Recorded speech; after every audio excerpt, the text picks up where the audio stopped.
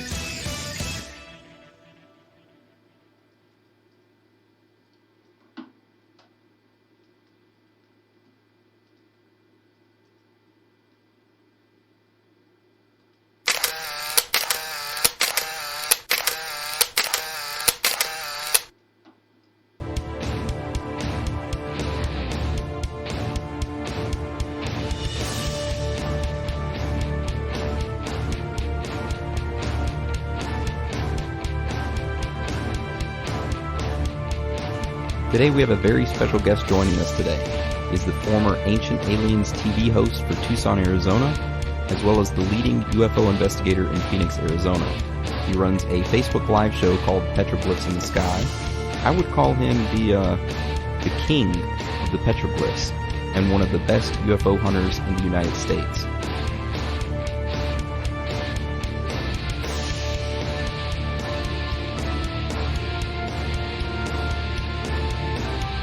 Jeff Woolwine, the first person to do this. For the spiral topic, you said, like some people say that it was, for water, and then other people might think that it's like emergent. That's correct, yeah. Or a vortex? Yeah, like a vortex, yeah.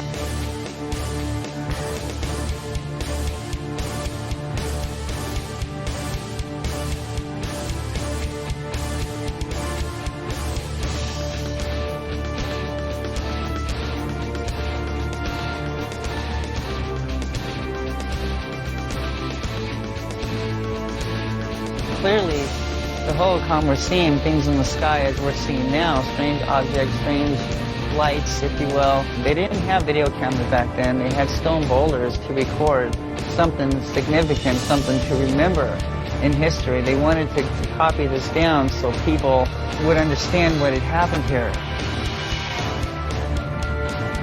Pat and Jeff hiked to the spot where strange petroglyphs have been found. Among the petroglyphs is an image Jeff believes to be significant.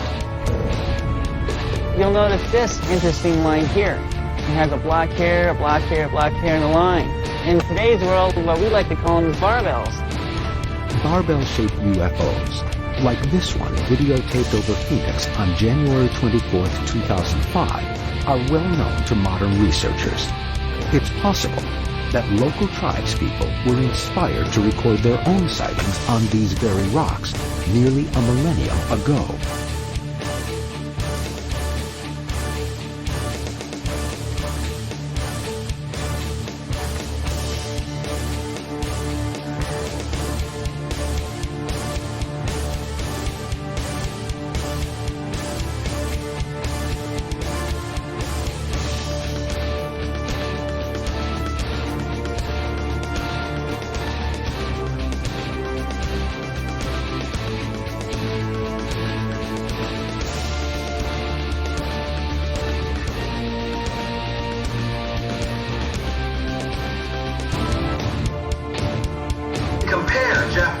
Video and the rock drawings, the petroglyphs on South Mountain. There's the crooked snake.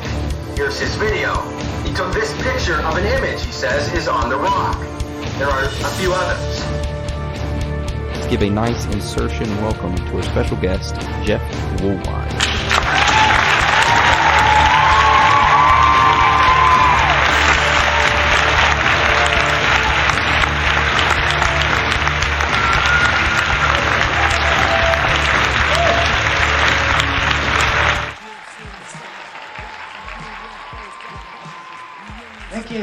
Thank you. Thank you so much. I appreciate it.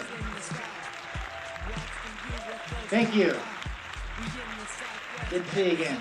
You too, brother. Good to see you. Welcome back to the Petroglyphsinthesky Ultimate UFO Show. I'm your host, Jeff Woolwine.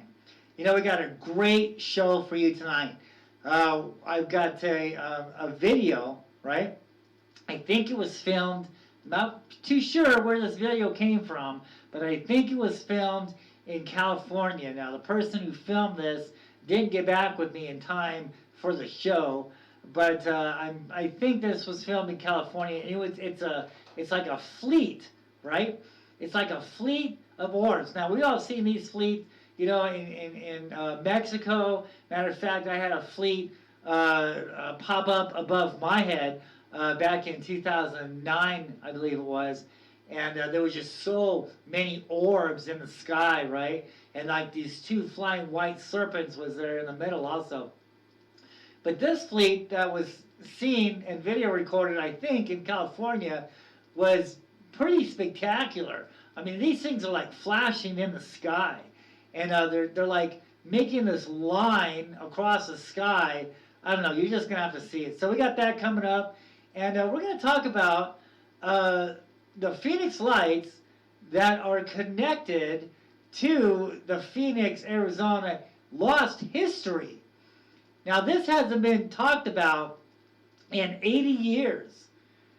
Now, I was, doing my investigations. I started this all in 2004. A little bit of background on myself. I started this back in 2004. I was, I'm a native here in Phoenix, Arizona. I've been, born and raised here. And I've traveled, I've lived other places, New York, things like that, but I've always came back to the desert. The desert has always been my home.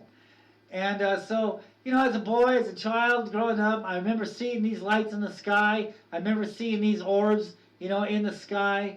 So I was seeing these UFOs when I was a kid here in Phoenix, Arizona. And, I just didn't really start watching them back until like maybe in 1999, right?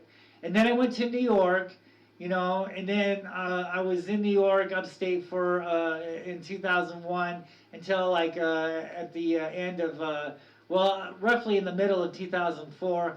I saw the smoke from the Twin Towers and things like that, and the no-fly zone was going there on for a week, and this thing went over the apartment complex, so I knew that things were in the sky. I knew that these UFOs, that something was in the skies. I ended up going back to Phoenix, in 2004, and I wanted to hunt these lights down. I wanted to capture these Phoenix lights, because I've been seeing news reports and I've been seeing other things, on the news and cable shows, talking about the Phoenix lights. So I wanted to go out there and hunt them for myself. So in 2004, I got a good camera and I started doing research, and I noticed that the lights were back. The news stations caught a bunch of lights in the original spot where the 1997 Phoenix lights happened at on the west side of Phoenix, Arizona. Helicopter just so happened to catch that in 2004. Well, I knew that there was a guy, his name was Tom King, one of the original people who filmed the Phoenix lights back in 1997. I knew before then he was filming lights on the east side in Mesa on the east side of South Mountain where Mesa is. So I knew the lights were back. It was the summertime, so I knew that that's where I was going to go. So the whole summer of 2004, I ended up finding these lights. These lights just appeared. I was out there sky watching. It only took me like maybe 2 or 3 nights. I knew the direction to look. I was looking, kind of southwest, and all of a sudden these orange amber lights just like kind of appeared in front of me a few miles away. And they were going east. They were heading towards South Mountain. They were going towards the mountain. And then they would disappear, right? And then 2 more would just magically pop in the sky and go across the mountain. So I was like, man, this is crazy, dude. So I kind of followed them. I followed them, and I ended up at Mesa Community College, and I stood up on the bleachers there. Of the football games where they have their football tournaments and things like that. Well, there was a set of bleachers that I could overlook the whole city. So the whole summer of 2004, I'm up there with my tripod and video camera, and I'm filming these lights. I'm filming these Phoenix lights doing major formations, doing lightning bolt formations, doing pyramid formations, doing, sets of 3, sets of 4. And I'm seeing all these things in the exact same spot, the whole summer of 2004. Later on, I come to find out that in that spot sits a power plant, a major power plant that's bored down into the South Mountain fault line. And maybe we'll get into that a little bit later on in the show if we have enough time. But I knew that I found out there was a power plant there, and these lights were hanging right over that power plant. And then later on in the investigations, I found out that area was the major spot for where these Hohokam used to live at. It was a major energy source, and that's what these lights are going after. These lights are going after the energy, natural energy, such as fault lines, volcanoes, and man-made energy sources, such as nuclear facilities and things like that. So this was kind of all new to me. I'm still learning, and I knew that there was a power plant. I knew that the lights were out there. So I called the news, right? I'm calling the news, and I ended up doing about 4 to 5 news reports in the summer of 2004 about these lights. And the end result was we're all seeing flares. That's the common cover up is the flares, because that's all I can think of to match. Not even comes close, dude. These lights are huge. They're big. They're orange amber. They're not spaceships like a lot of people think. There's a report of a massive craft going over Phoenix. Well, there's no proof on this, and I don't believe that there was anything solid, to this object. I think it was just, 3 lights in a triangle formation. All right. Now each light, I learned, is a supernatural being, if you will, is a living entity. Each light is a entity, is a living beings. And just because you see them in 3, you see them in a triangle formation pyramid, doesn't necessarily mean that this is a spaceship, dude. All right? I thought this going into this. I thought, oh, crafts, a spaceship went over Phoenix, right? But no evidence ever came forth of this. We got all these thousands of witnesses, but yet nothing proving this. We have a bunch of hearsay, which can't be proven. And the only things that can be proven are the lights on the west side of Phoenix. So, and they wasn't going over the city. They simply were changing, they're like linking themselves together between the Australian Mountains on the west side and South Mountain, right? So they're it was like a chain link, right? That's about it. And then they disappeared. No evidence of anything going over the city. So the end result was we're all seeing flares. So I was like, dude, let's move to South Mountain, because during my studies, I was learning about the petroglyphs. I was learning about, why do these things that we see in the skies, why are mountains? Because that seems to be the source. That seems to be the key, is mountains, right? So why are these things hanging around mountains so much? Let's move to South Mountain, because obviously something is attracting these entities to this mountain. Let's move to South Mountain and let's just check out what we can find out there.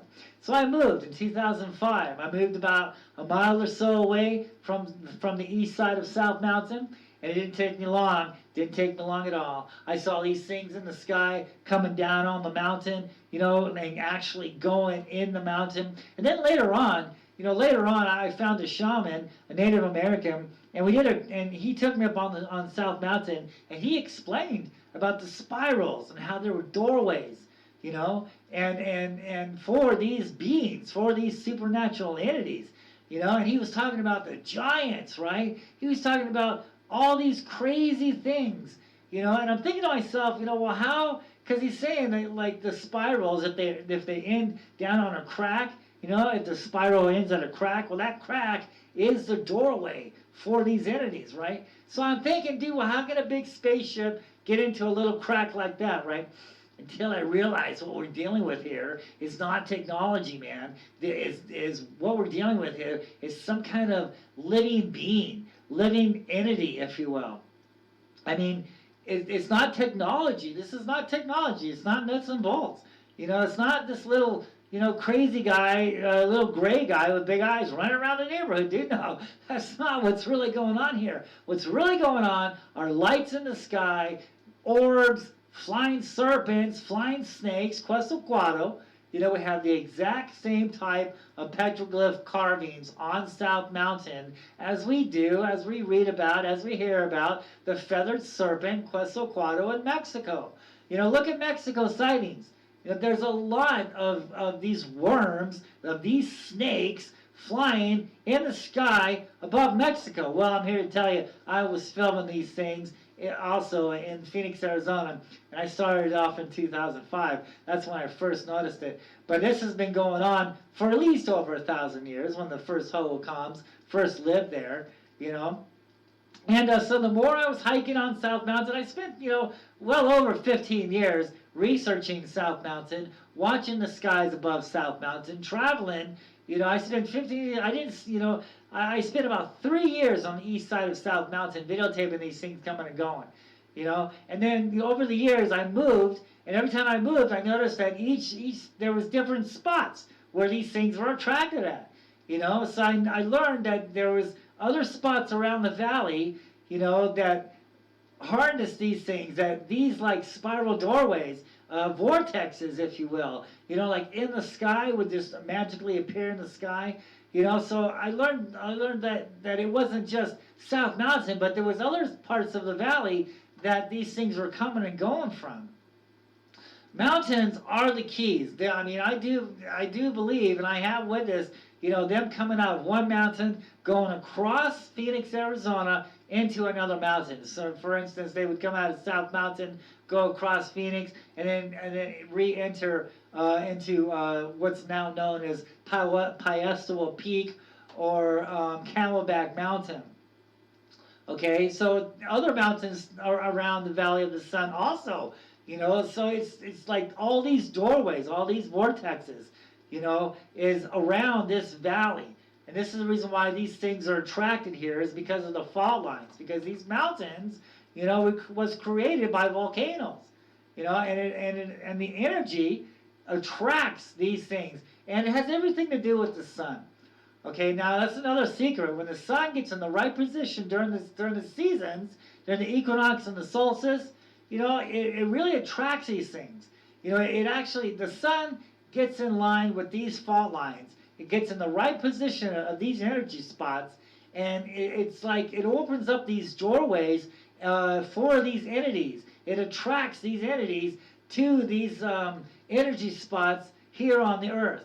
And then after the equinox or after the solstice, the sun moves across the sky. The sun moves, and it's in a different position now. It's in a different area, energy source. And so these entities pretty much follow the sun.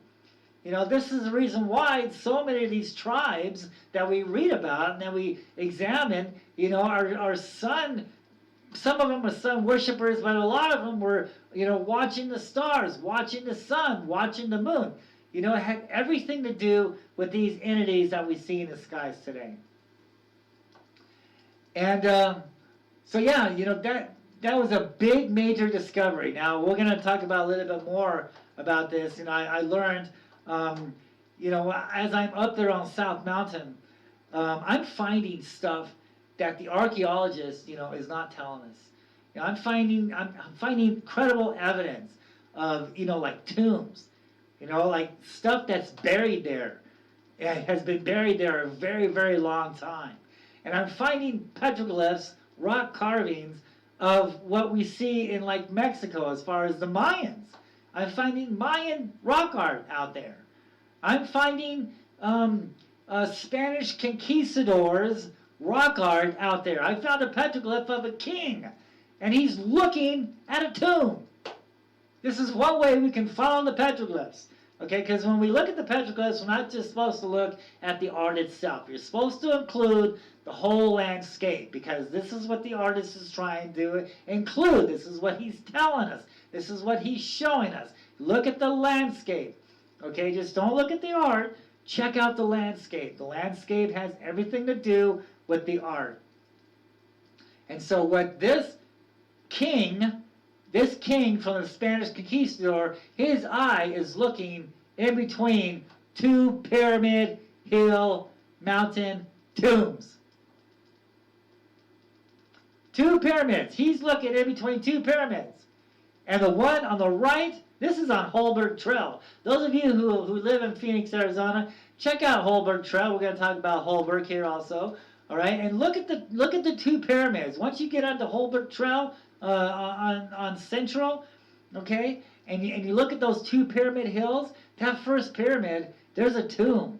There's a tomb inside that first pyramid on Holberg Trail in Phoenix, Arizona, on South Mountain, right? And the petroglyphs in front of that pyramid describes this. It has a snake in the shape of the two pyramids behind it. And then on the pyramid on the hill to the right, you can see that the artist drew something in that pyramid hill. Now I crawled around there. I walked around there. I hiked that hill. I hiked that pyramid. And I found an entrance on the, let's see, on the north side, on the south side of that pyramid. That first pyramid, if you hike all the way around, you'll see all these huge big boulders, right? They're kind of stacked on top of each other. It kind of looks weird. Go in there and check it out, man. If you're ever up there, go in there and check it out. That is the entrance to this tomb on Holberg Trail on that pyramid there. So yeah, I'm finding all this crazy stuff, and the archaeologist isn't telling us. But for a year, man, I spent a year on South Mountain, hiking it, following these things to the vortexes, spiral energy spots. You know, I'm finding altars of sacrifice. You know, I'm finding all this stuff. But yet, not one evidence can I find backing my claims up. You know, it's just me taking photographs, documenting all this stuff, and asking questions. You know, I don't have really any solid proof yet. You know, until I was investigating the CCC, the Civil Conservation Corps. All right, now these people were part of it was during the Depression back then, part of President Roosevelt's New Deal. All right, so 300 young men were hired to live on South Mountain and to construct tables, you know, picnic tables, ramadas, build fireplaces, places for the kids, you know, trails, things like that. And actually also what they were doing was blowing up petroglyphs. They were blowing up the stories there. All right, because once you start to understand the petroglyphs like I do, once you understand the stories, then it really gets heavy. It gets deep. It tells you what these Hohokam people actually were living like. All right, and it wasn't anything like, oh, like the archaeologists, oh, these people are just a simple peace-loving race, dude. You know, they didn't go to war with anybody, and they ruled there for 1,000 years. They were masters of the canal systems, things like that. Yes, they were, but there was a lot more going on there, man. You know, the archaeologists, you know, the history that we're being taught now today doesn't talk about the Mayans that were here, doesn't talk about the gold that's still left on South Mountain, doesn't talk about the giants that were here in the Valley of the Sun, doesn't talk about what really happened to the Hohokam, because the archaeologist wants us to believe, well, it got too hot and they simply migrated somewhere else. Okay, if that was true, think about it. If that was true, then where the hell did they go? If they simply migrated somewhere else, if they went to another part of the land or another part of the country, dude, we'd be able to follow them, dude. But yet there's no evidence of this, right? The only evidence that we find on what really happened to these people is through the rock art. through the petroglyphs, because the petroglyphs talk about this, man. It talks about the Phoenix lights. It talks about what we're seeing in the skies today. It talks about the everyday life of the Holcomb. South Mountain was a major holy sacred mountain. It wasn't named South Mountain to the Indians back then. This mountain was named Mount Cibola, Mountain of Mercy. And all tribes from all around the nations used to gather here in the Valley of the Sun, Phoenix, Arizona, and for trade and for worship. Okay, stories goes on to say a handful of gold, a handful of corn. Right? And they would melt this gold down to make idols for these spirits. There was sacrifice going on there. Okay? I'm finding altars there to these Phoenix lights, to these gods, if you will, these Phoenix lights, these creatures that we see in the skies today, not spaceships, not technologies, but living entities, living creatures. That's what we're dealing with here. And so I'm learning all this stuff, so I went to the Phoenix Library because I wanted to investigate the CCC a little bit more. And somebody told me, one of the librarians there told me, well, you know, there's a great public records, you know, of Phoenix, Arizona and South Mountain, you know, in the Arizona room. She's like, why don't you try that? So I went up to the Arizona room, and I just asked the person there, you know, give me all the files that you can on South Mountain, you know.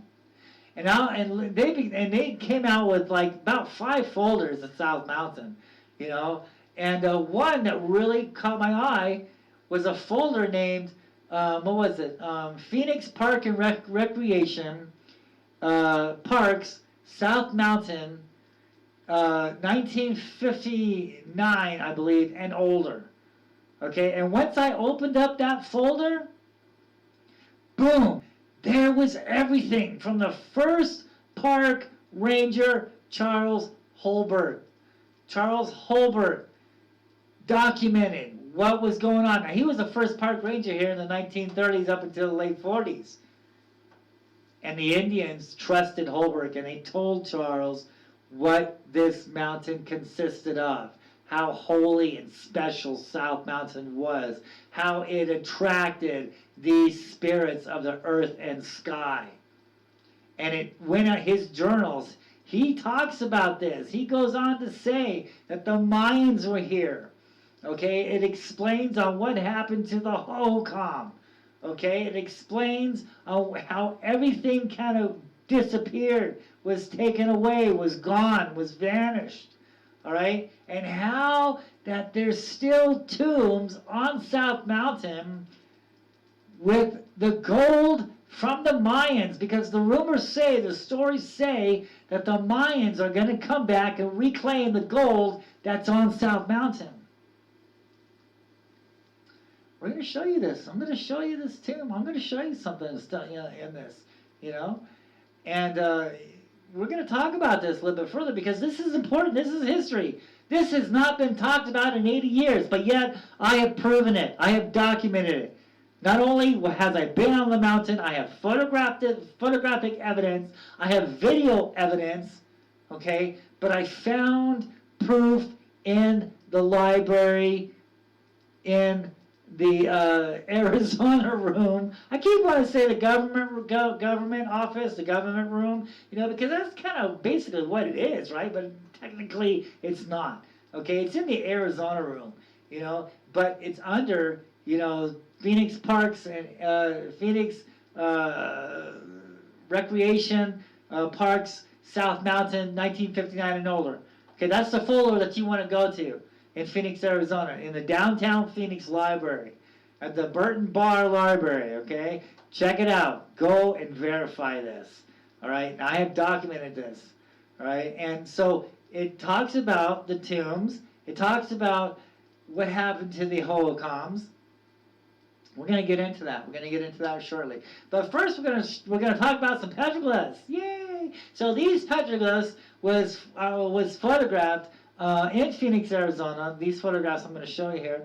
And on the White Take Mountains, there's a lot of petroglyphs there. Matter of fact, that's where I took the History Channel up when they were doing an interview, and when I was doing the history show for the UFO Hunter Show, I took them up on the White Tank Mountain. So let's get into these petroglyphs before it gets too late.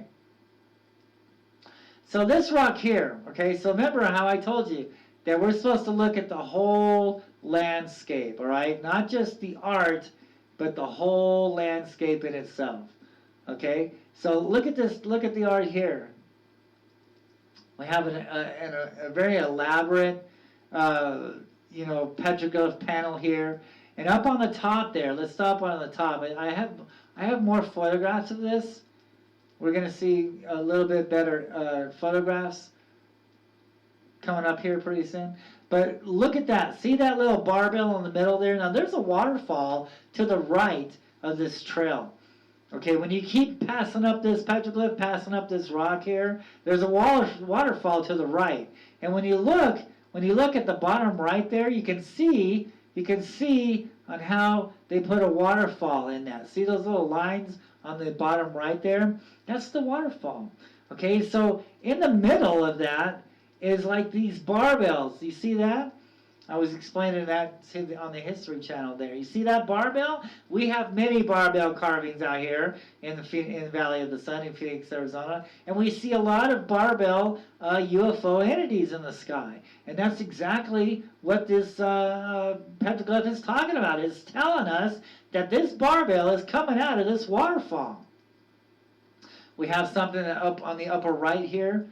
We have something that kind of looks like a flower. Some people would say, oh, that's the mothership. No, actually, this is a living entity, all right? And they cluster, right? And this is the reason why a lot of people dismiss these things, because they see them in the sky, and because so many, misleading information about spaceships and little gray guys is running around. They don't look at that as a entity or as a like a UFO. They think could be like balloons, or trash, But actually, what these orbs do is they cluster. Sometimes they get together and they cluster. Sometimes a line will come from one orb to the next orb and connect together, like it's depicting here. And here we have three. Like blocks, if you will. We've seen these block UFOs, and it's got these lines in it, and they're connected together. Now, I think that what they're doing is they're kind of absorbing each other's energy, right?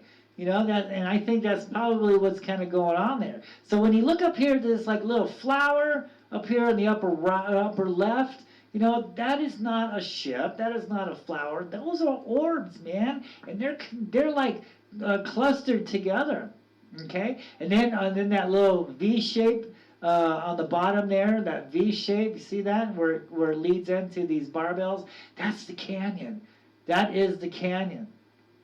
Look at this canyon here. You see, look up on top here. Do you see these the brown rocks to the upper right, and then the gray rocks to the upper left? Okay, now it kind of goes into a V. You see how that landscape does that? You see that? You see what I'm talking about there? So, right here in the middle, we have the brown rock on the right, and then we have the dark kind of gray on the left, and it's kind of like a V, okay? And that's exactly what this petroglyph here is talking about. This V that we're seeing to the left of the barbell formations under the flower cluster orbs. You see that V? Well, it's talking about this canyon behind it. You see that? It's talking about that canyon. This is why I'm saying it's very important to understand these petroglyphs. You have to look at the landscape, because it's including the landscape in with it. Here's a perfect example. And it's not a very good photograph, but you can kind of see that it does go into a V pattern behind this stone. These mountains, the one on the right, the brown, and then the gray on the left, goes down into like a V pattern. All these other glyphs here, like right here in the middle, right there above the .com, we see these two orbs, and they're clustered together. You see that? And then over here to the right, we see more orbs that are clustered together, right? You see that?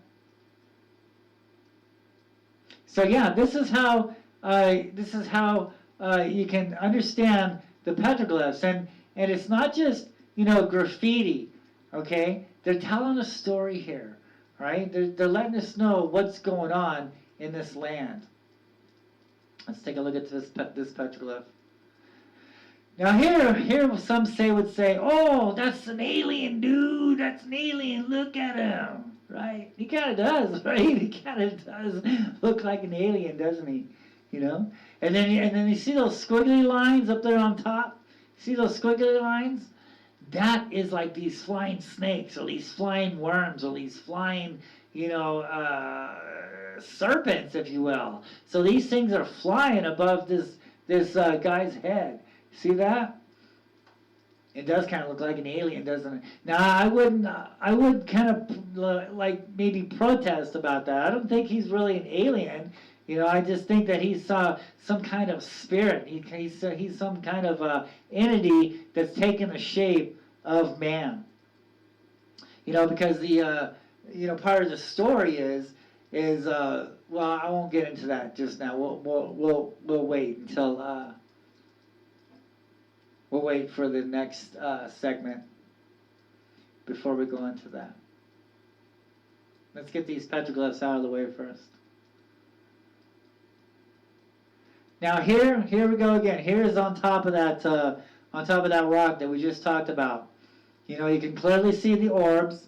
See the orbs there, right? And then the V, which is the V canyon in the background, and then to the right of this, we see the waterfall. We see the water pouring down. Okay, all right, and then up on top we see like lights, right? Look, you see it's kind of like shining. It's got sparkles to it, right? Because that's what we're seeing in the sky, like glycerin selenite, right? They're sparkling in the sky, And then over here we have the flower orb cluster. Okay. So yeah, that's a pretty neat petroglyph. I highly suggest that if you're in the neighborhood of Phoenix, Arizona, that you go check out the White Tank Mountains and check out these petroglyphs. You want to go to the Waterfall Trail. All right, that's where these petroglyphs can be found at. Waterfall Trail. Now look at this one here. So this is kind of relatively new within the last, give or take 10 to 15 years. All right, so a lot of discussion here. It's kind of new, and a lot of controversy about this. But a lot of videos kind of describe like these flying rods. Okay, like you can film something, and most of the time it's like bugs. Okay, when you slow it down, you analyze it, you can tell that it's a bug. Okay, but there are some that are actually these rods. Now, this right here is a depiction of a rod. This line with all these lines going through it there. See that carving there? It's a line with all these lines that are going through, like scratch marks. Okay, so that is a rod. Now, as far as I got on investigating these rods from some of the shamans here in the Valley of the Sun, the most I ever got from them, without them going into much detail, is somehow they were able to catch these rods and use them for healing. Now, how they got them, how they used them for healing, it's still a mystery. Maybe the next generation will finally admit that these things are real, that these rods are here, and maybe we'll get more information about these rods. But yes, these rods are real, and there's a lot of people out there filming bugs, filming streaks of rain, streaks of snow, and thinking that they're rods. No, you got to really know the difference here. You got to understand the difference.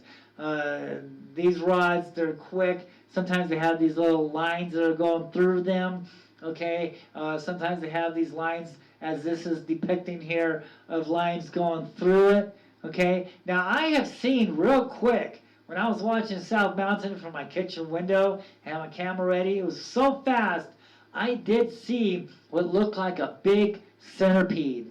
And that's what this kind of looks like, right? Kind of looks like a centipede, right? And that's what I saw. It was like about a mile long centipede in the sky. And he wiggled himself into the stone, into a spiral doorway. Okay, it happened like 30 seconds. Boom, I saw it, it was gone. All right? So these rods are real. I have personally seen them. And let's hope that as years go by, we can get to the bottom of these things, because the petroglyphs do depict these rods. So it has been recorded in history, and that's what we're looking at here. When we look at the petroglyphs, we're not just looking at art. We're not looking at some Indian high on peyote. Okay, this is a living. This is like a testimony. This is a photographic evidence of what occurred in this area. They didn't have video cameras back then. They didn't have photographs. They didn't have cameras. They had stone boulders to record what they saw in the places, in the spots where the event took place at. Because this is the reason why in some places we see petroglyphs on one side of the mountain, but no petroglyphs on the other side of the mountain, is because nothing happened over there. So when you see a petroglyph, right there, that is a living testimony. That is a photograph, a witness. That stone is a witness to what took place there. And so you have to examine it. You have to figure out what it's talking about.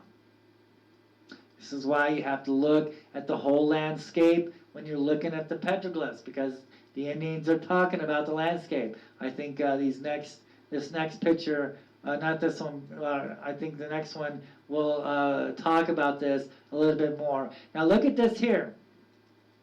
See the orb, and it's got this line to it, right? See that orb? And it seems like it's coming down, right? It looks like it's coming down. So a lot of these petroglyphs has these orbs with these lines coming down, and a lot of these things kind of look and resemble like balloons. So why would the Native Americans be carving balloons when balloons didn't even exist 1,000 years ago? Why would they be doing this? Why are we seeing these things in the sky now that kind of represent, maybe look like balloons, but they're moving so slowly. They're in control. They're on a mission. They're shape-shifting. They're going slow. They're doing neat things in the sky. They are changing colors, okay? On a mission. Right? And a lot of people see that, oh, that's just a balloon. No, that is not how a balloon acts. And this is the reason why we have what looks like these carvings from 1,000 years ago, or even more, of what looks like or resembles balloons, because that's what these entities kind of resemble. And it's not a string that is coming down from this orb. It's not a string. It's like a type of line. It's like a line, okay? And we'll talk about that a little bit later on what those lines do. And I tell you what, from what I have seen and what I have investigated and saw on the rocks out there, if we're supposed to take these rocks literally, are we supposed to take this art as word, as set in stone, if you will? It's scary shit. We're going to talk about it. You won't hear this kind of history anywhere else, man. You're hearing it right here on the Petroglyphs in the Sky Ultimate UFO Show. And I have the proof. I have the proof to back all of everything that I say with South Mountain, the Phoenix Lights, and everything, the history. I can back it up. And we're going to show you this here in a minute. So, let's look at this. Let's look at this petroglyph here. Okay, so you see that pyramid hill in the background? Okay? Examine this photograph. Let's start off with the background. You see the pyramid? Now, this carving is in front of this pyramid. Let's examine the art. as you can see, let's start off with what these lines. You see these lines that kind of looks like a rake or a pitchfork? You see that?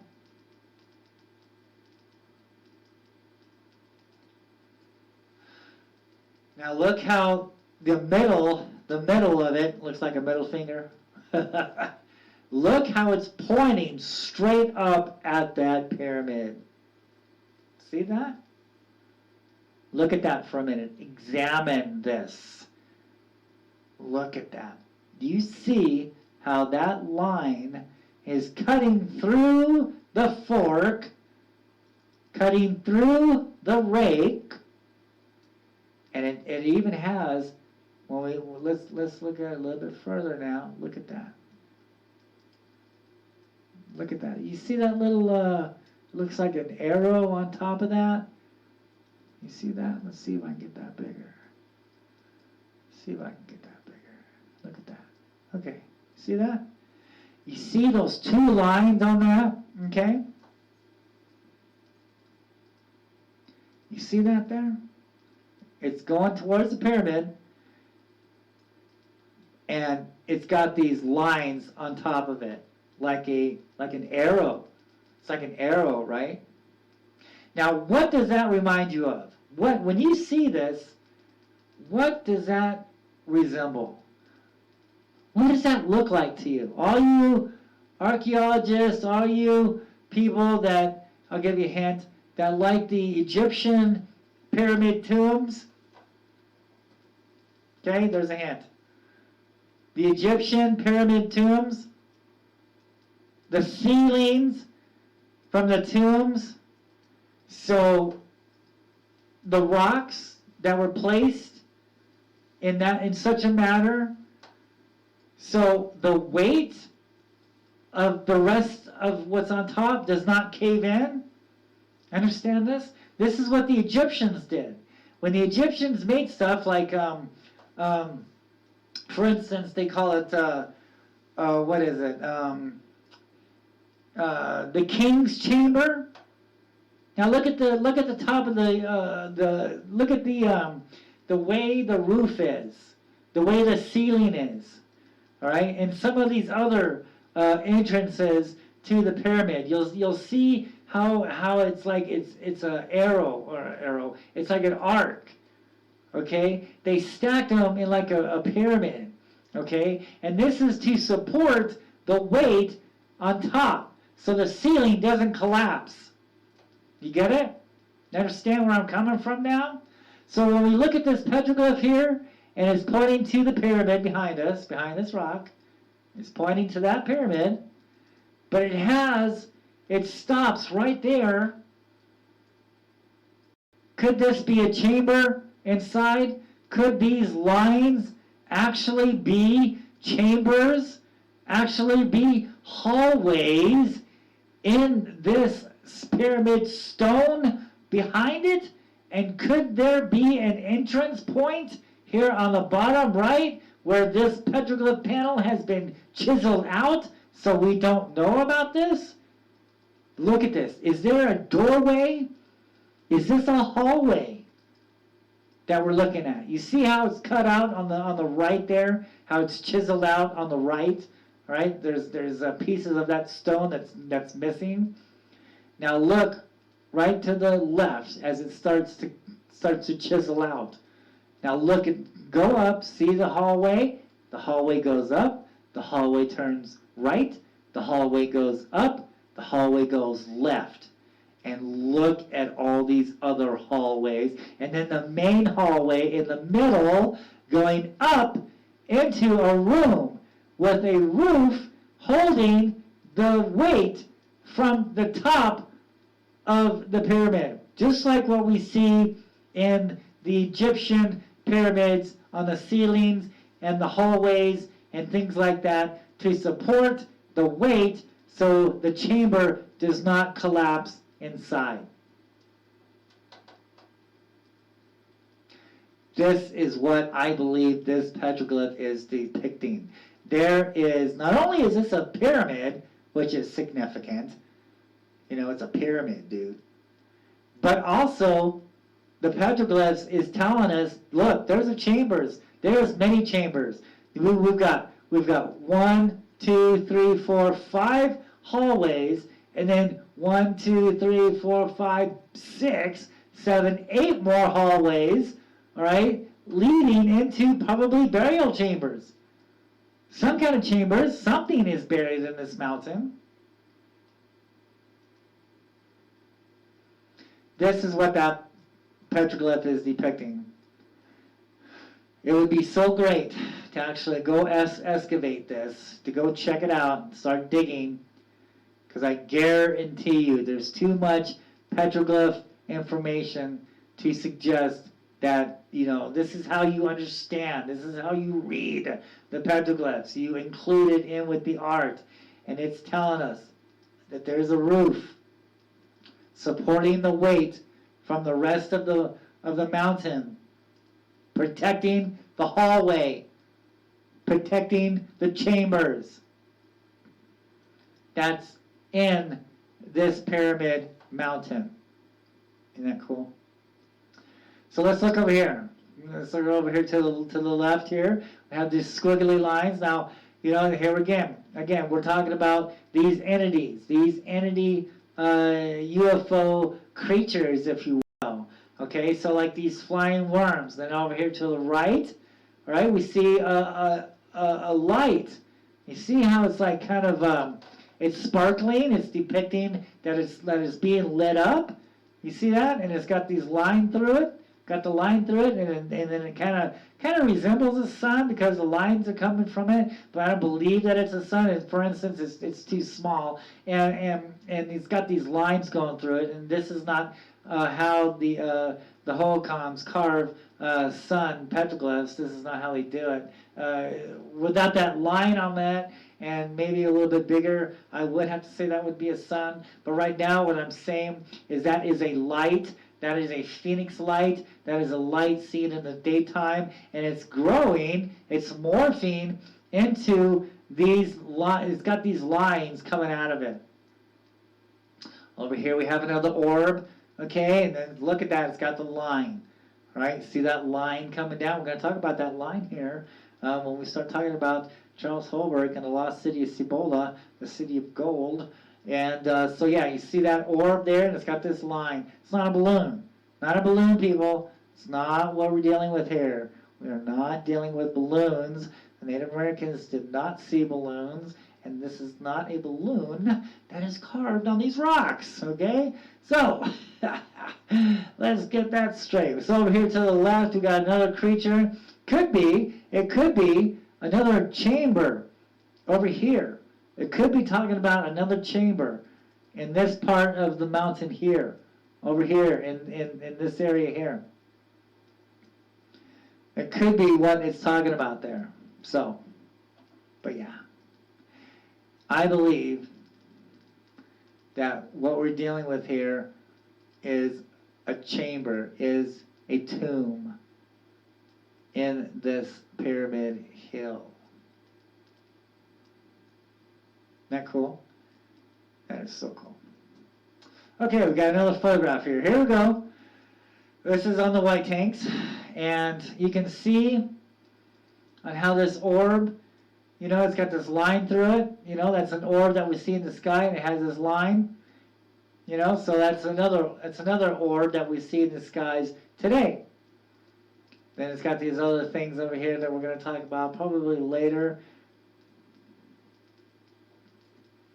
Okay, so now is the time when we're going to talk about what Charles Holbrook says about Phoenix, Arizona. Now, he wrote this whole thing on the lost city of Cibola, okay? The lost city of gold, all right? The 7 cities of the lost cities, okay? And there was rumors that Phoenix, Arizona, Phoenix was one of the areas where the Spanish conquistadors actually came through and was looking for the lost cities of gold. Matter of fact, there's like some tombs that the Spanish reused, and I talk about this in my book, and where the Spanish actually reused some of these tombs. and you can find more information about that in my book. And so when I was up there in the Arizona room and I found this file, now this was like 20 years ago, right? It's about 20 years ago, man, I found this file. Talked about Holberg, talked about the CCC. It showed evidence of them blowing up stuff on South Mountain. Talked about the mines that are up there, because they pulled about $60,000 worth of gold, silver, and other precious minerals out of South Mountain. It's not a lot today, but it was back then. And and the tombs are still available. You can still go on the tombs to this day. And I have explored many of those tombs on South Mountain. And that's a pretty fun adventure. And and every so often I go back, it's been, last time I saw this folder was like 10 years ago. I always make sure I go back to that folder, make sure that nothing has been taken out of it. And there has been. There has been a lot that has been taken out of that folder since I first discovered it. And I'm very glad that I took photocopies of all the stuff, because some of that stuff is now missing. Some of that stuff is now gone. But the major, most important thing is the talking about the first park ranger of the 1930s, Charles Holberg, and what he says, that he learned this from the Native Americans. He learned this from the Indians that at the time. They trusted Charles. They told Charles about how sacred this mountain was. They told Charles about the tombs, the mines, and the gold.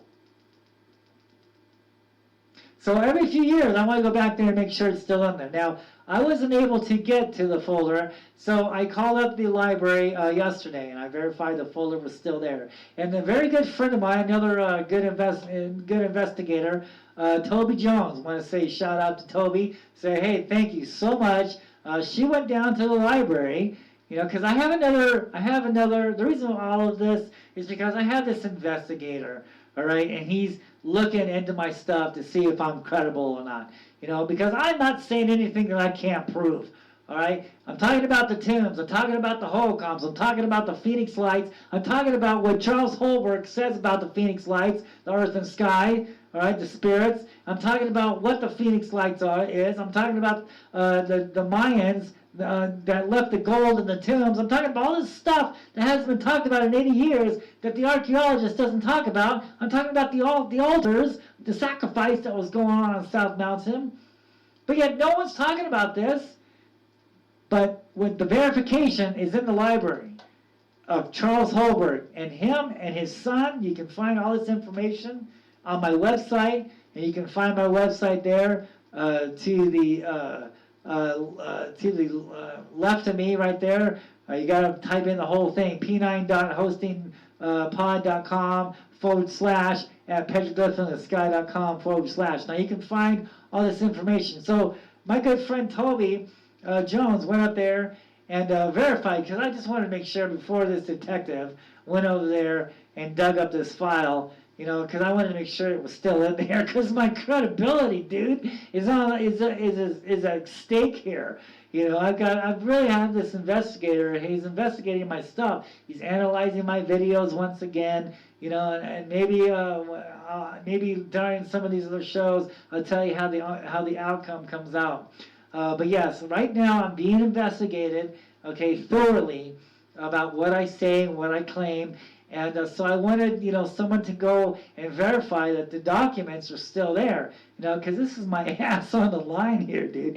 And thank God for Toby. Now, she went down there. I have no idea if the investigator has already checked this out yet. I told him where to go, so I don't know. He doesn't tell me anything, so I won't know until later on. He was supposed to call me today. He didn't. I'm not pushing anything. We'll just have to sit and wait. So Toby went up there today, right? And she found the folder. And I told her, look, you got to videotape it because I'm going to put it in the show. She found the folder. And so let's look at this folder here. Now, in this folder, it talks about the lost city of Cibola. Okay? It talks about the Mayans, on how they were here. Okay? It talks about the gold and the spirits of the earth and sky. Now you can find this information on my website. I know you can't read it here. There's Charles Holberg right there. There's Holberg. Good job, Toby. You did so great today. I just want to thank you so much. I appreciate you so much. Thank you so much. You're awesome. Here's the folder. She's in the Phoenix Downtown Library. Here we go. There is the story of South Mountain Park, the lost history. That right there is a carving from the first Spanish conquistador, 1539. Okay? And you can find more of this information in my book. And you can go to the source. Go to the source. Go to the Phoenix Downtown Library and go to the Arizona room. Look up this file, and see the evidence for yourself. And then look at all the stuff that I found on South Mountain to back it up. Okay? Because this talks about the Mayans. It talks about the tombs. Now let me go into a little bit of what Charles Holbrook says about the Hohokams, about everything. You ready? You won't hear this anywhere else. All right, but this has all been documented. This is what this story consists of. Go to my website, read it, check it out. Go into my book. I talk about it further in my book. I wrote my book as a type of movie. All right, so it makes the audience go on a magical type journey through history. All right, and explains on how to understand these petroglyphs. It tells you what the true history of Phoenix, Arizona is. And it all came out of this folder and all the 15 years or so investigations I did on South Mountain, watching the spirits of the earth and sky. And let's get into it, okay? This is all credible. I'm not saying anything that hasn't been said before. And I can back it up. And here's the proof.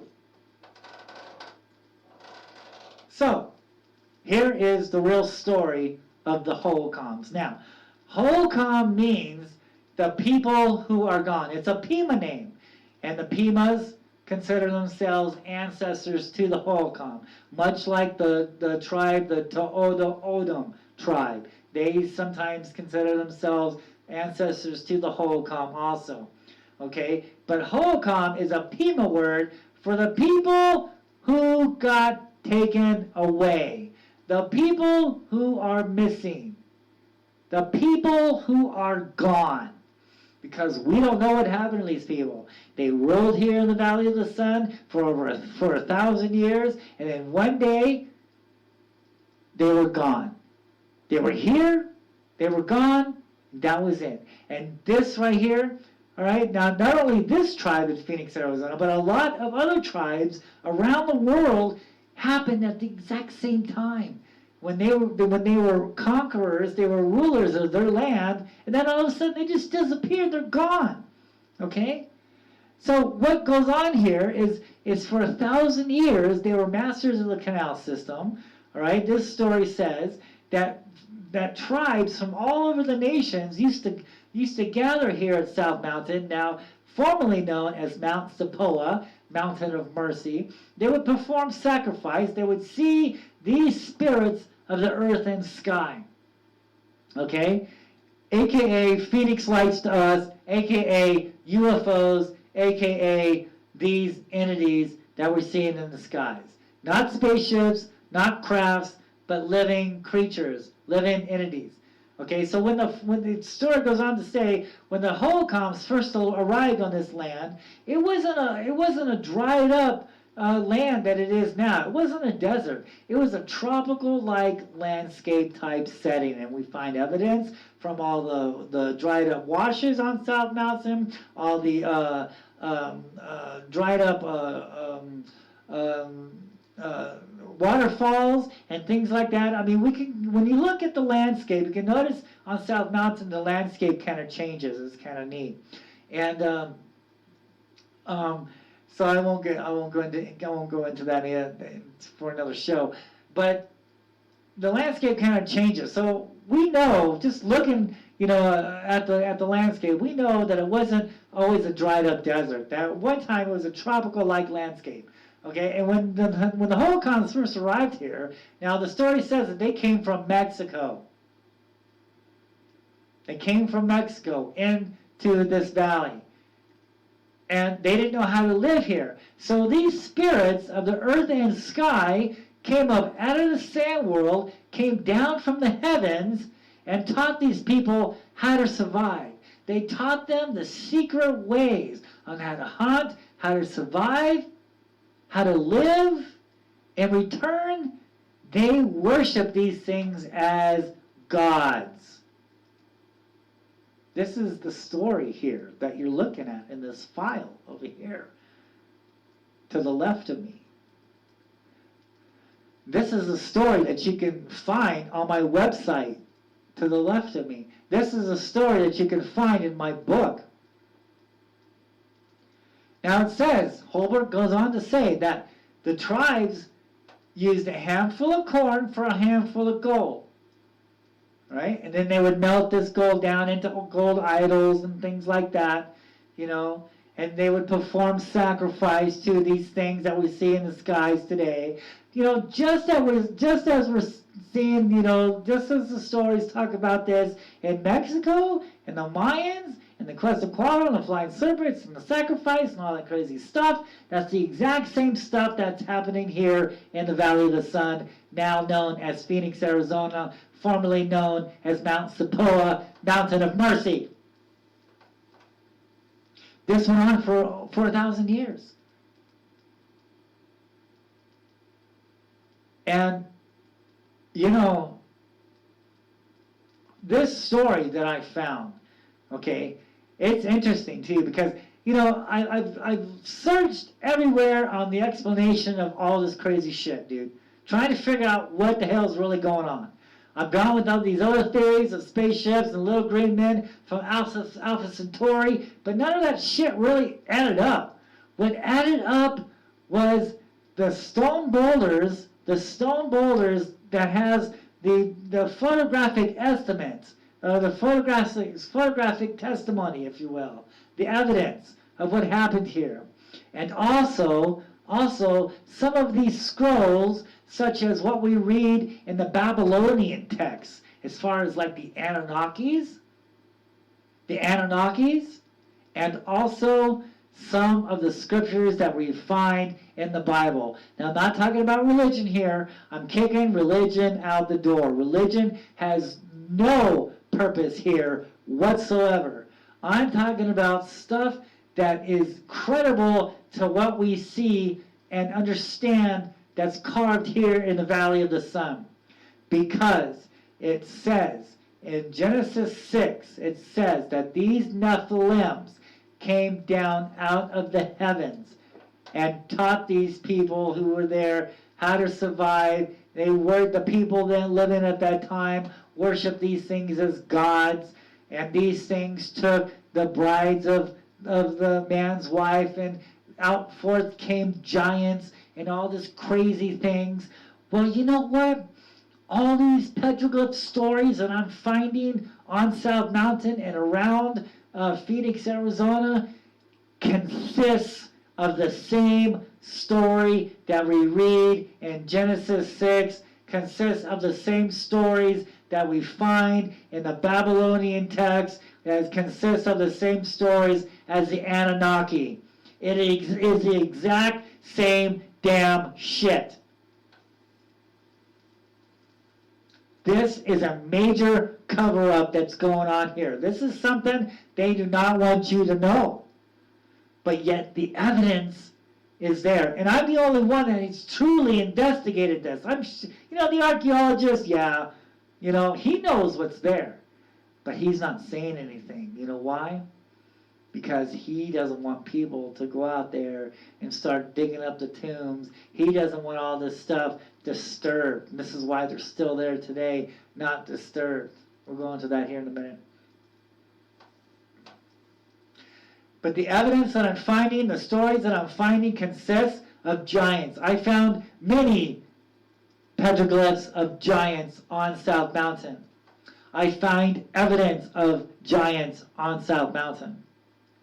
I find evidence of altars, sacrificing altars, and I find evidence of tombs on South Mountain.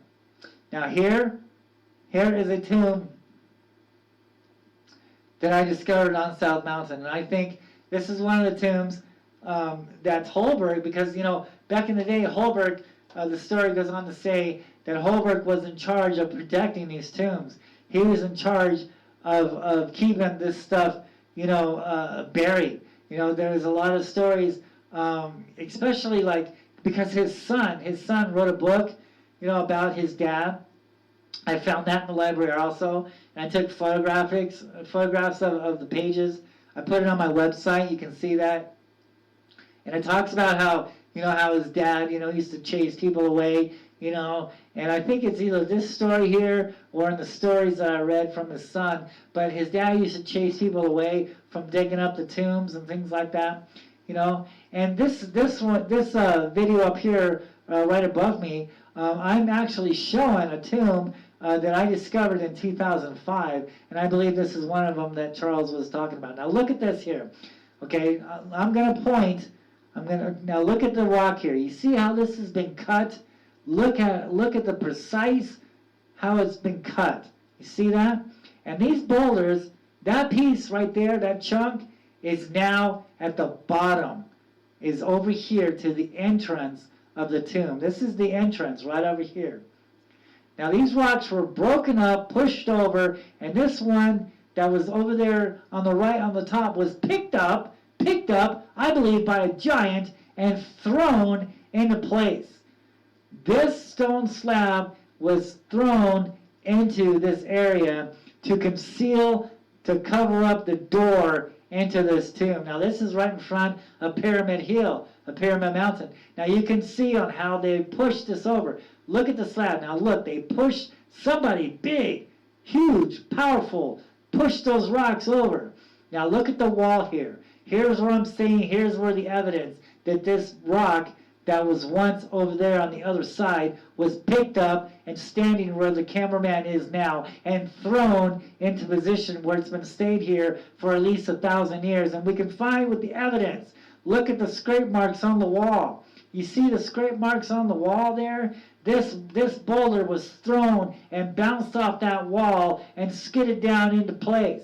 Now look at these boulders here. See how it was broken up and slid down to conceal the door? Look at this. Only someone who with the enormous strength, like maybe a giant, broke up these rocks, pushed them over, and threw that huge boulder into place. Now let's look at this again. Here we find the edge of it. Look at the edge. Look how smoothly and cut that is. Okay, and that boulder there, the rest of them were pushed over, as we can see. I'm walking down it now, and broke. And that piece right over there was picked up and thrown.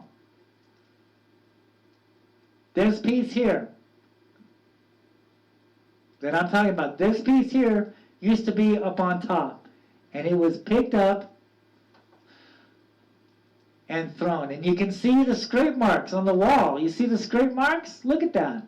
It bounced off that wall, and it slid down, and it's been sitting there for 1,000 years. All of this can be found in this folder here, this folder that we're looking at to the left, that Toby is showing us here. There's Charles Holberg. He knew about these tombs.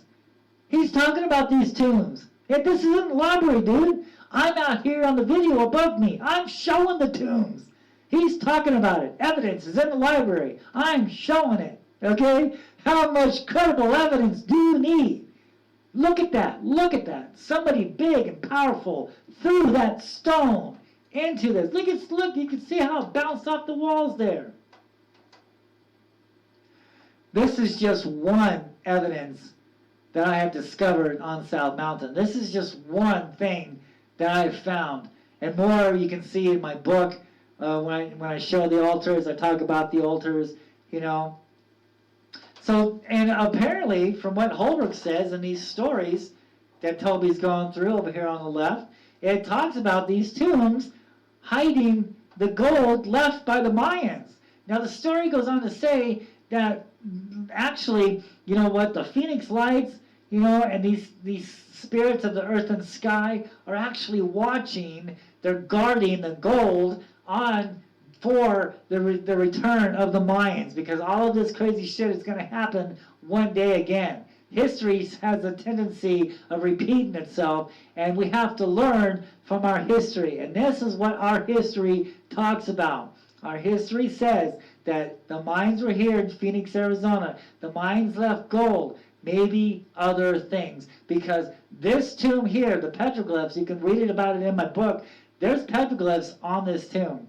And it depicts what could be, what some would say would be, what some would say, a lizard man. Just like some of the stuff that we find in the Anunnaki Babylonian texts.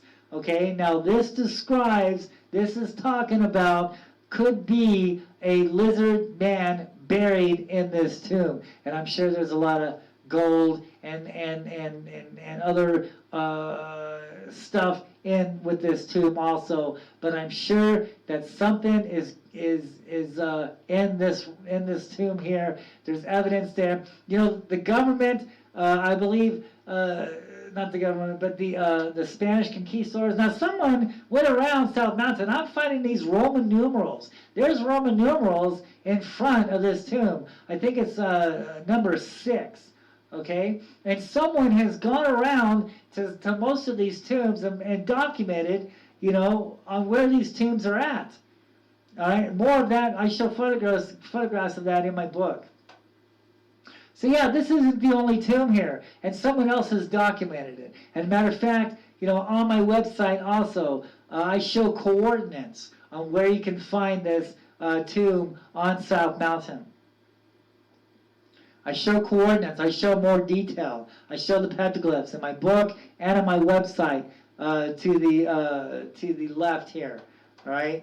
So you have to write out the whole website there. p9.hotspingsrod.com/@petroglyphsinthesky.com/.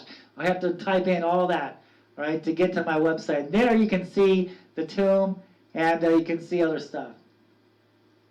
So the story goes on to say that these people, the Holocaust, lived there for 1,000 years. Giants were there, bloodthirsty giants.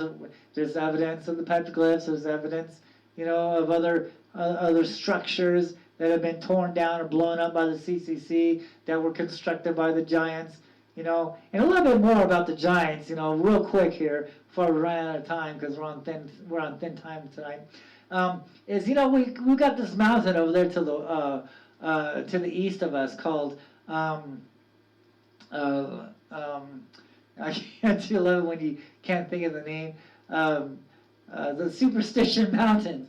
Now, a lot of people are into that, you know, Lost Dutchman's Gold, blah, blah, blah. Well, there's more to that story of that mountain. As a matter of fact, you know, that's where the Apaches were. You know, the Holocaust and the Mayans ruled over here in this valley, but the Apaches were over there on the Superstition Mountains, and they are still there today. And but that mountain has more of a story. It goes more in back of a story than the Superstition Gold. What the Native Americans say is back in that time when the flood was coming, right? Because when we read some of these biblical tales, you know, it says that there was a massive flood here on the earth to wipe out the giants, right? To wipe out all the evil people, you know, here on the earth, and to have the earth start over again. Because, you know, the Hopis say that we're in the fourth world, and we're about ready to enter the fifth. You know, and this flood was part of one of the devastations for the world to start over again. And each time the world starts over again, these phoenix lights, these things in the skies, are always there to help the survivors of this Holocaust, of this changing of the earth, all right, to start over again. This is the reason why we see these things in the skies today. Look at what the world has become now. Now, you may not agree with this, but to me, I believe that we're right in the middle of World War III. Even though the missiles aren't flying yet, look at all the crazy shit that's going on. The trade war, the stuff in Iran, the stuff in North Korea. I mean, look at the Russians and look at all this crazy shit. You know, just because the missiles aren't flying yet doesn't mean we're not in this, you know, World War III as it is. So, Once this Holocaust happens, when 2/3 of the earth is gone, as prophecy says, they're going to see the people of this Holocaust, the survivors of that, will see these phoenix lights in the skies. We'll see these entities in the sky. And what's going to come down, he's going to shapeshift into a man, just like what the petroglyphs talk about, just like what happened in the beginning. And they're going to say, look what I can do for you. I can clean up the earth. I can clean up the water. I can clean up the air. I can give you food. In return, worship me. I am your God. Look at the miracles that I can do. I can fly. I can change shape. I can change colors. Can a mortal man do this? I am the Christ. I am the one that you should worship. And once again, the people living in that day will be fooled, much like the Hohokams and the Mayans and all the other tribes around the world were fooled into thinking that these things were their gods and to worship them, but in reality, it led to their downfall. It led to one of the things that we verify, that we can prove, that is written, that is proven on the earth, that yes, there was a massive flood here on the earth. We already know that, right?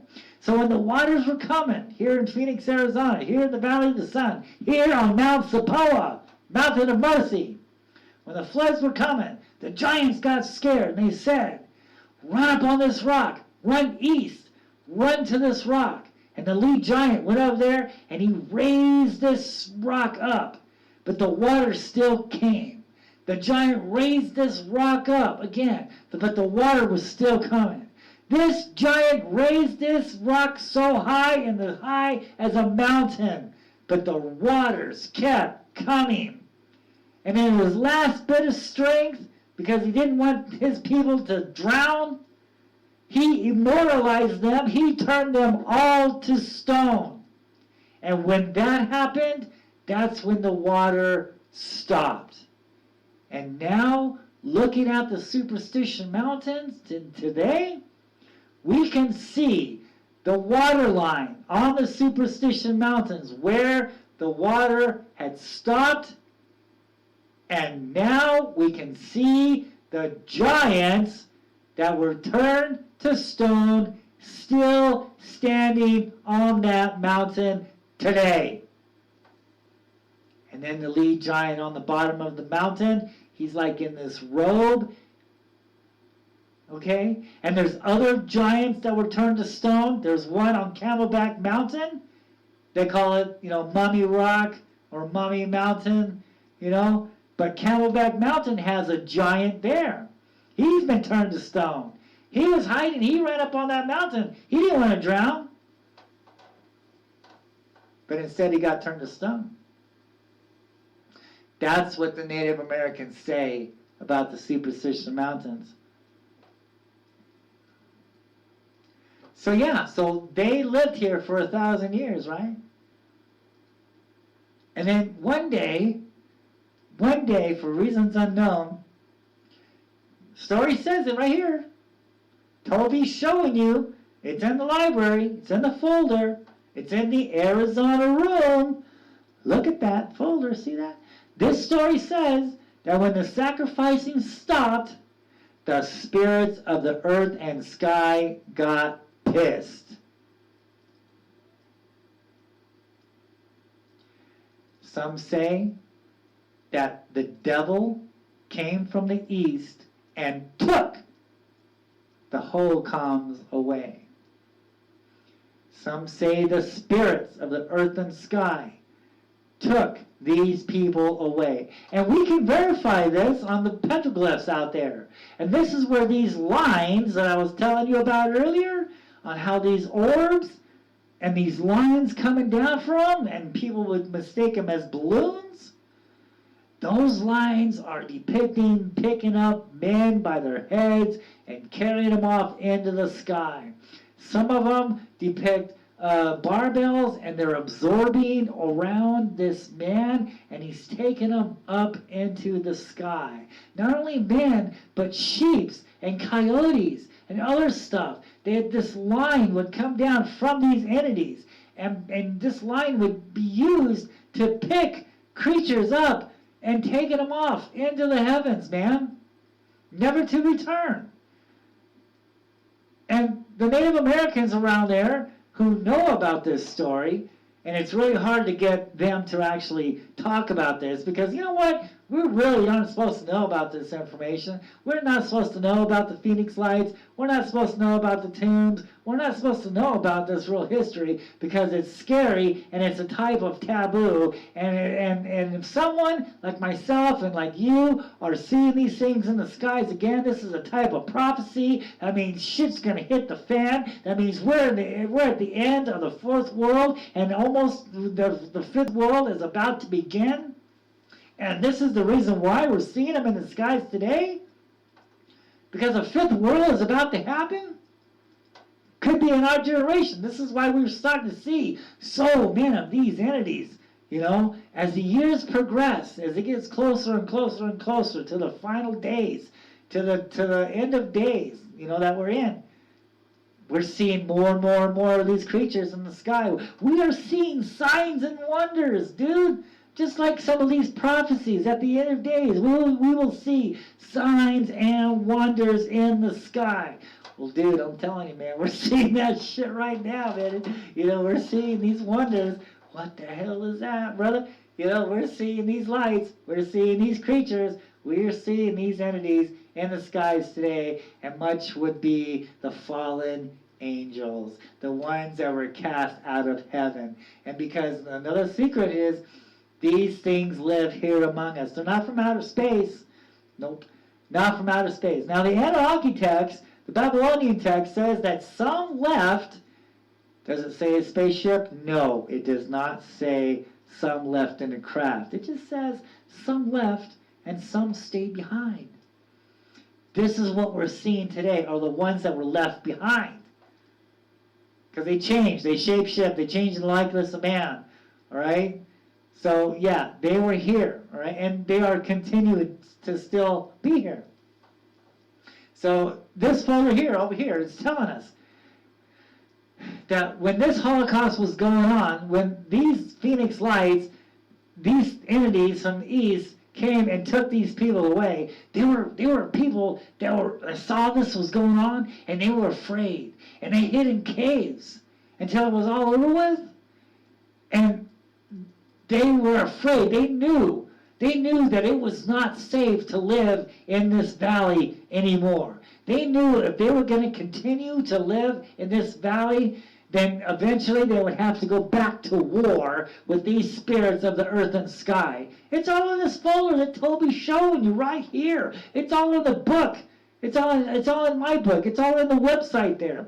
Look at it. Look at the evidence. This is what Charles Holbrook, the first park ranger, says what happened to the Holcomb, says what happened to the Indians here. Got this information, credible information, from the first Native Americans who lived here in the valley. And they told Holbrook wrote this down. Toby is showing this in the library, showing you the folders, showing you everything right now. I'm showing you the tomb right above my head right now. And it says that these things, dude, took the people away, and the people who survived were afraid.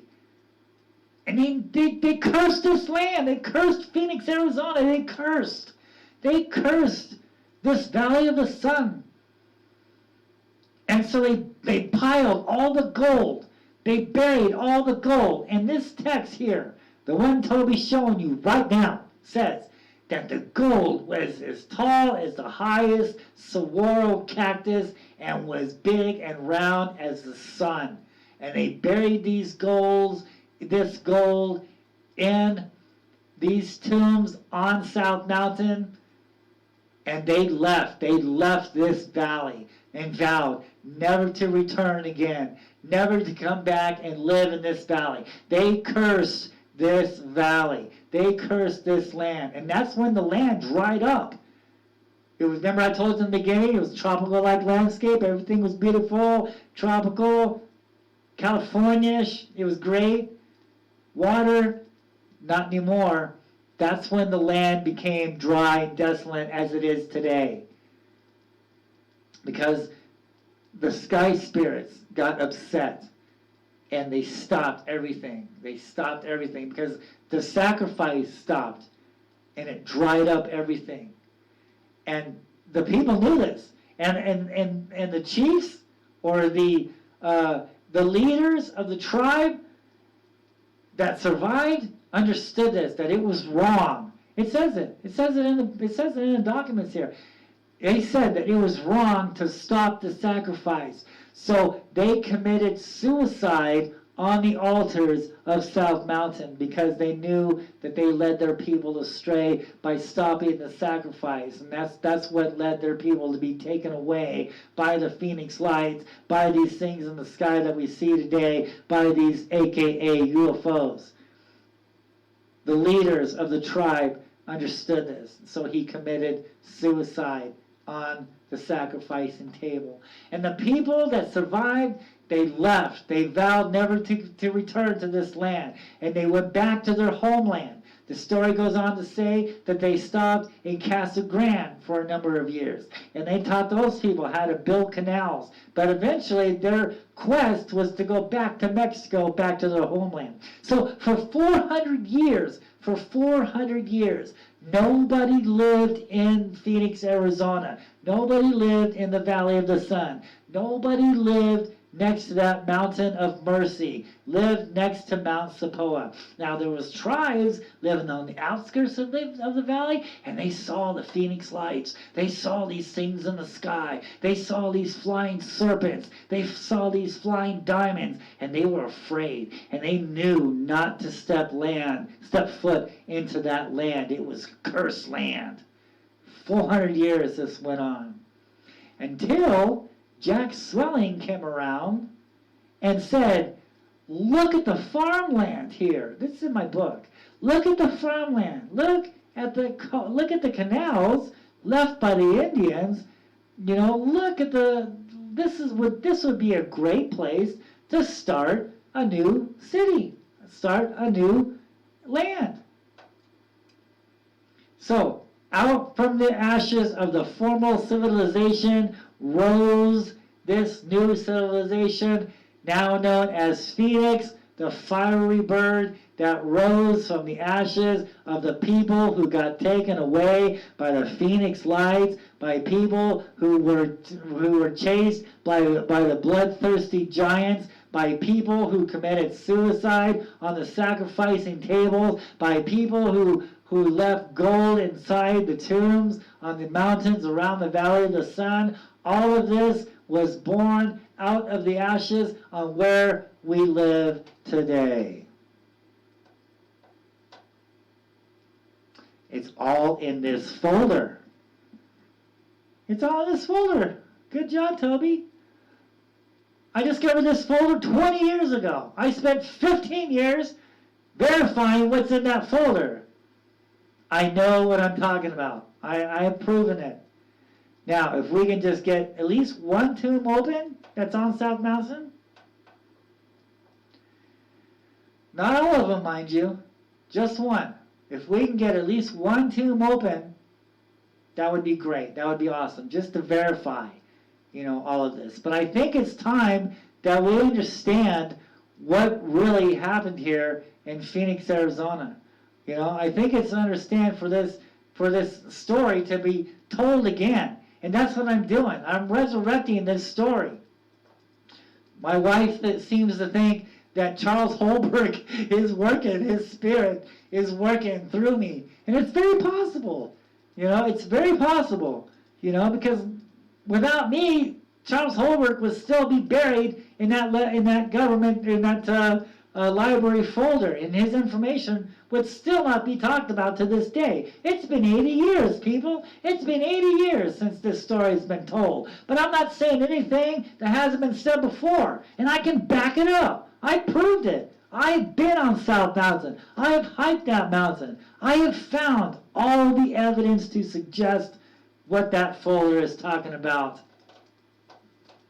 And I have Charles Holbrook backing me up. I have the history backing me up. I have the tombs I've discovered backing me up. I found the altars backing me up. I have video, credible video of the spirits of the earth and sky backing me up. I am the most credible person here when it comes to these UFOs, these Phoenix Lights, and South Mountain, and the real history of Phoenix, Arizona. No one else has ever done this before. I'm the first one to do this. So, we're running out of time. Let's take a short break, and then we'll get back to this fleet, right? Well, I still haven't shown the fleet yet. Damn. Oh my God, I just get carried away in history. I love history, dude. Love it, love it, love it. So let's take a short break, and then I'll show you that fleet, and then we'll start talking about some other stuff.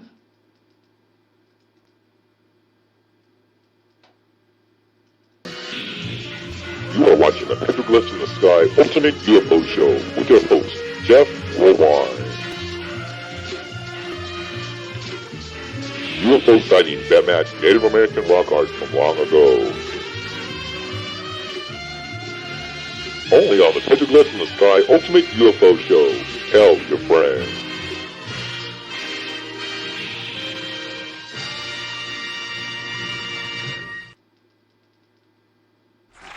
Okay, that was quick. So, alright, so this video of this fleet is going to knock you out. Alright, yeah, thank you. Thank you. Alright, so this fleet that I'm about to show you is gonna knock you out. Now this was filmed, I believe, in California. And like I said before, the people didn't get back to me on this. But look at this. Look at this. Look at these things that are in the sky. Look at that. Is that crazy or what? This was filmed this year. Look at what is going on in our skies. Look at the signs and wonders that is happening in our skies today. Look at what's going on in our skies. Is that crazy? Is that insane? Look at that. It's like this line, right? Look at those things. This is not birds. This is not balloons. Okay? These are living entities. Remember I was telling you how they kind of cluster together? You know, that's what they're doing here. They're like orbs. They're like those shiny looking orbs that we saw the petroglyphs, out there on the White Tank Mountains that I was talking about. Look at that. Look at this. Is that crazy or what? Is that insane? That is something. That is really spectacular. And I believe this was in California. This was filmed in the United States. This was filmed in 2020 of this year. Look at the signs of wonders. Look at what prophecy has been telling us to look for. Is that insane? Is that crazy or what? Let's look at it one more time.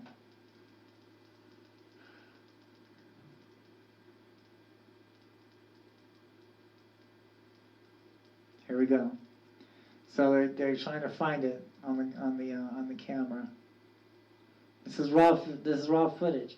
Now, you want to use a video camera. You don't want to use a cell phone or anything like that, because cell phone, the quality is just crap. And you can't zoom in very good, So the person that filmed this did a great job, by using a video camera. Look at that. Is that crazy or what? That is insane.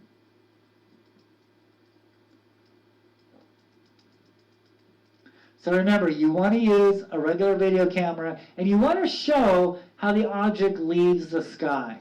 That's very credible, because if you don't show how the object leaves, especially, at nighttime, stuff like that, you see this light, well, it could be Venus, we just don't know. We can't. There's not enough videos there to analyze, to be looked at. You know, to analyze, to see if it's a credible UFO sighting or not. So you want to show how the object leaves, right? That's very important. Use a video camera, not a cell phone. Use and show how it leaves the sky. Is that crazy or what?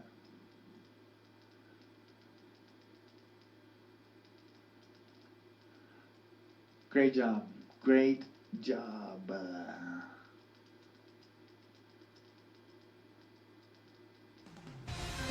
New at 5, a look back at a mysterious event in the valley. On this day in 1997, strange lights were seen in the sky from Prescott to Tucson, giving UFO believers a lot to talk about.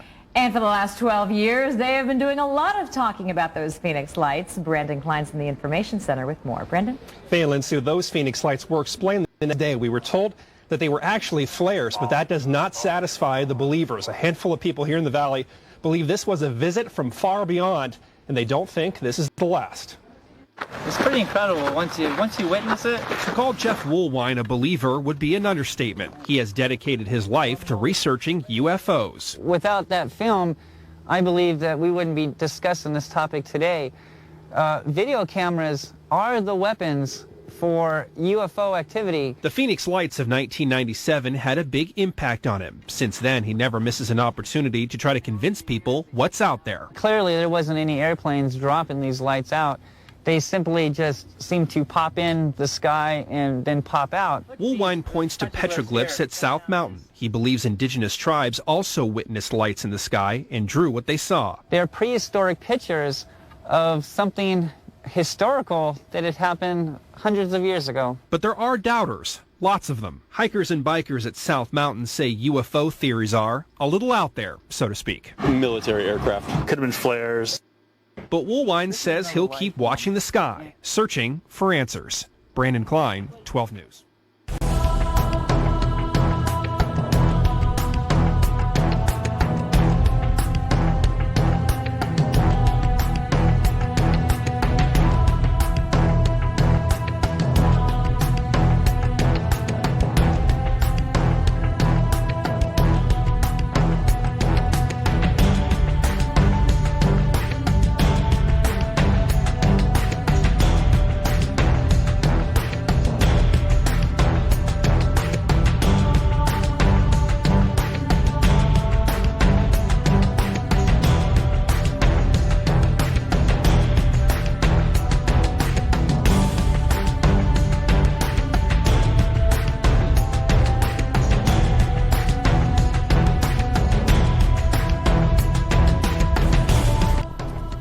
Picked up your Phoenix Lights, Petroglyphs in the Sky, True Stories, Myths, Legends, and UFOs over Phoenix, Volume 1. Learn about the lost history of Phoenix, Arizona.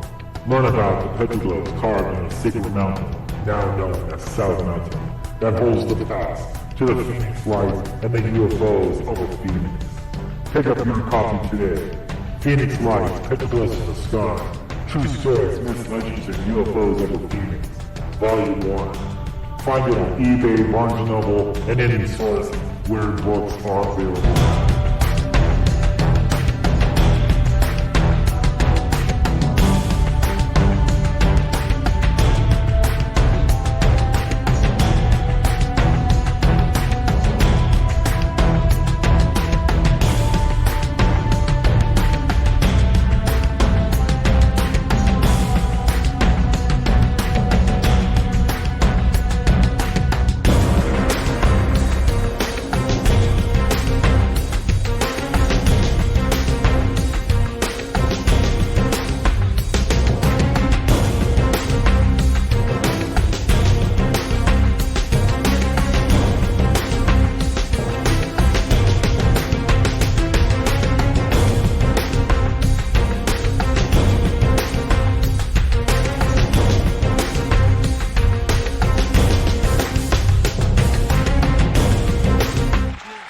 Okay, that's about all the time we have for tonight. Thank you so much.